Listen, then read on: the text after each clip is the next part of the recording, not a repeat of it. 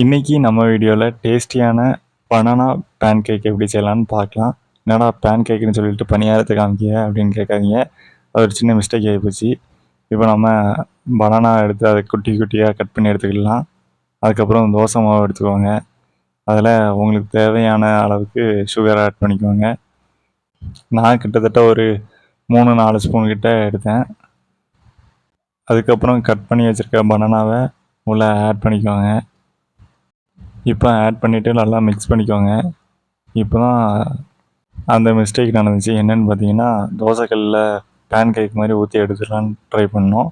கடைசியில் தோசைக்கல்லை விட்டு pan cake வர மாட்டேன்ட்டு, அதனால் பணியார சட்டியில் போட்டு எடுத்துடலான்னு பணியார சட்டியில் போட்டோம். வேறு ஒன்றும் இல்லை. இப்போ பேன் கேக் வந்து ரெடி ஆயிடுச்சு.